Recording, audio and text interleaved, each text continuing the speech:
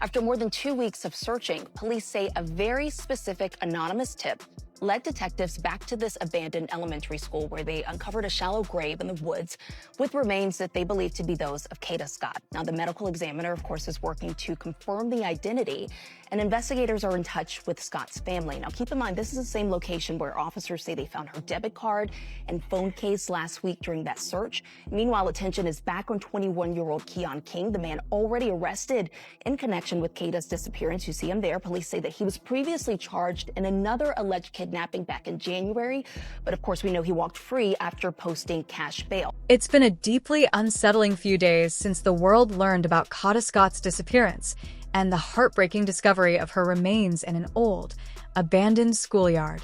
Since then, countless stories have surfaced, each claiming to reveal the truth about what really happened. In response, the police held a press conference to clarify the situation and separate rumors from reality. But the details they shared left everyone with more questions than answers, adding to the growing sense of confusion and sorrow. And they believe that she did not leave with him willingly.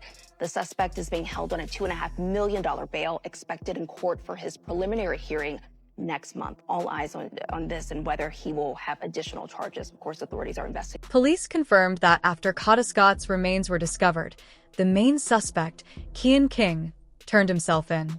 He now faces charges of arson, conspiracy to commit arson, and car theft. However, many people quickly noticed something strange.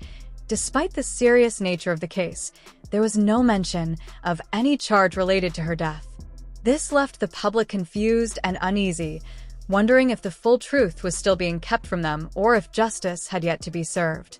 Second case has already been approved, and we expect there to be a new arrest today, in all likelihood, of Keon King when he is brought in from the jail. The arrest will be for burning of a car, arson, causing catastrophe, conspiracy, several other charges. Police have not yet charged Keon King with the most serious crime, the one connected to Kada Scott's death. Many people are questioning why.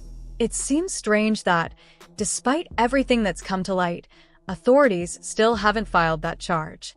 This delay has made people believe there's more to the story, something the public hasn't been told yet.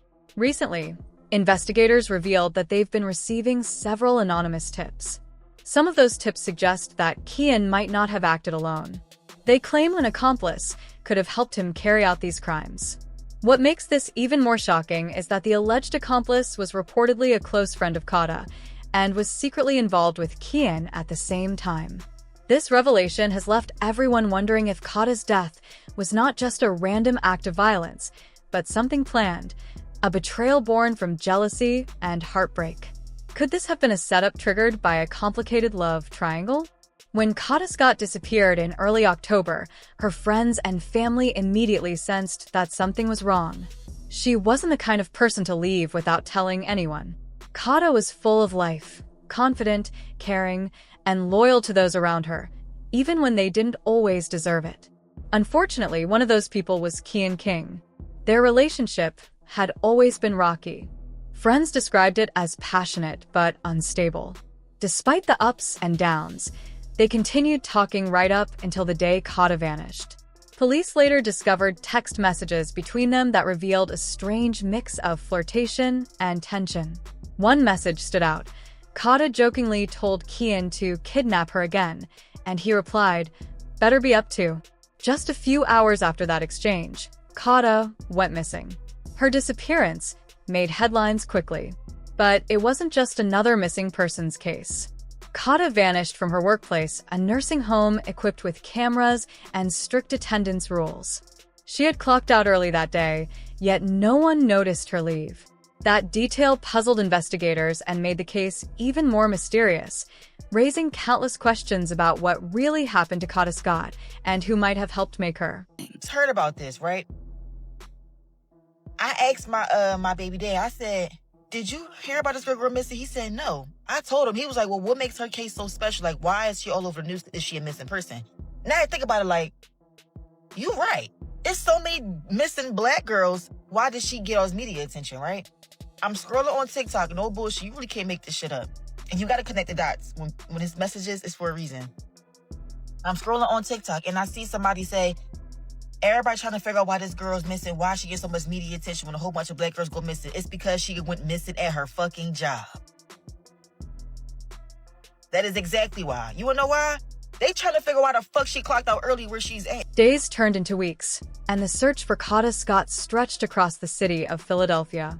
Her family and friends refused to lose hope. They organized search parties, handed out flyers, and flooded social media with her pictures. Everyone in her community was desperate to find her. Police officers worked tirelessly for 2 long weeks, following every possible lead. But each clue seemed to end in disappointment. They were getting close to giving up when something unexpected happened, a phone call that changed everything.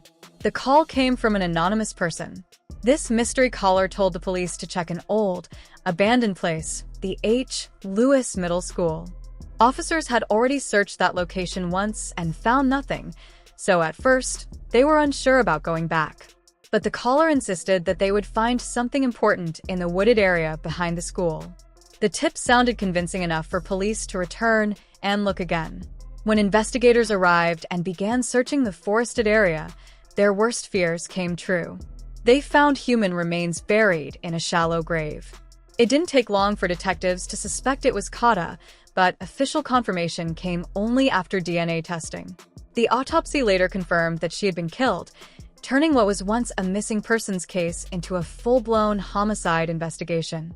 Detectives soon focused their attention on 21-year-old Keon King, a man already familiar to law enforcement.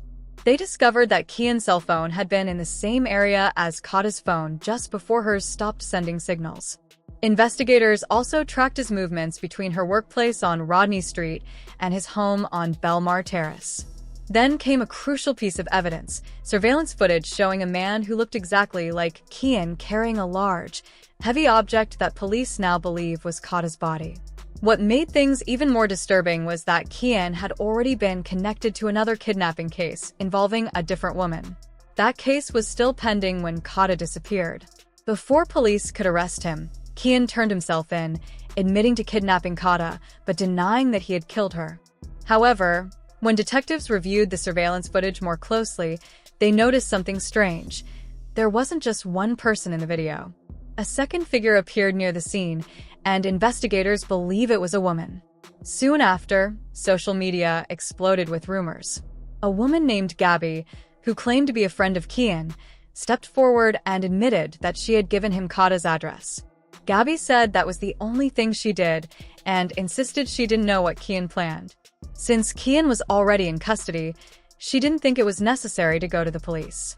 But her confession raised more questions than answers, and the mystery surrounding Kada's death only. So one day Keon calls me, and keep in mind I am in school, I am in Maryland, and he will usually just call me, just to check up and talk. So he calls me and he asks me if I know Kada. And I'm like, yeah, I know Kada. And he's like, oh yeah, I noticed that she lives really close to you. I'm like, yeah, she lived right in the back of me. And I'm not thinking nothing of it because he usually calls me and, we just be chatting. He'll call me about the people that be around because he is the pharmacist. I live in the neighborhood and he be in my neighborhood. So we hang up the phone and that was that. We were only on the phone for 29 seconds. There was no reason to call the cops. He already turned himself in, and I felt like it would be kind of a waste of time to tell them that the guy that they already have in custody, called me and was asking about the girl. And me personally, I'm not a cop caller. I don't call the cops. That's just the way that I grew up. That's what I was around. They will always tell me, you don't call the cops. So I just felt like, the information that I had and the fact that, I'm just not really a cop caller, it wouldn't make sense. As the investigation continued, the spotlight slowly began to turn toward Gabby. Each passing day brought new details that made her story harder to believe. At first, she claimed she didn't know anything about Keon's past or what he was capable of. But then, a video started spreading online that showed her wearing Keon's hoodie, the same one seen in several photos taken just days before Kada disappeared. People began to question whether Gabby was more involved than she wanted anyone to think. Despite her insistence that she was innocent, many in the community suspected she knew far more than she let on. Those who had known Gabby back in Philadelphia began sharing stories about her past. Several people claimed that she had been arrested before, for charges similar to the ones Keon had faced. There were even text messages from Gabby's own mother suggesting that her daughter had a history of trouble with the law and that she had spent time running around with Keon before everything spiraled out of control. These revelations made the case even more complicated. Investigators decided to move carefully before filing any new charges. If Gabby really had helped Keon or knew what he planned to do, it meant this wasn't just a single crime. It was a conspiracy.